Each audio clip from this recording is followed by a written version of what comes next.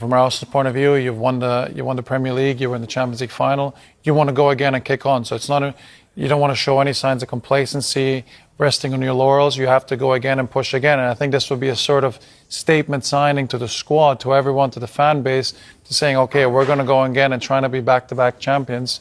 And I think that midfield area, again, why not freshen it up? Because you're going to have you're having the World Cup.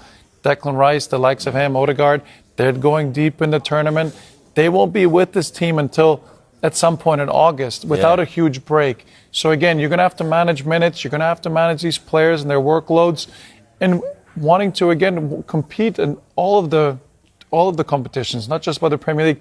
Arsenal are a club that want to compete in 4 competitions and go all the way, which means you're going to be playing again 50, 60 games, which means that in turn you need those options.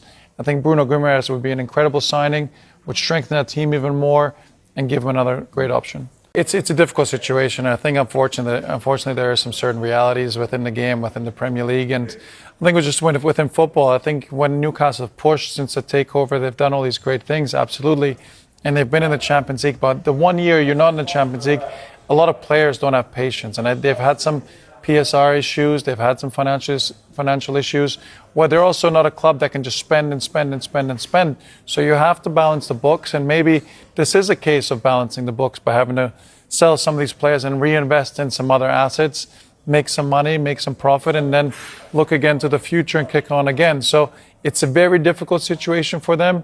I think ultimately if the likes of Bruno Guimarães wants to leave and thinks he's achieved everything he can with Newcastle and got that trophy, been in the Champions League, and it's time to move on, it's very tough to see any other outcome than him joining Arsenal.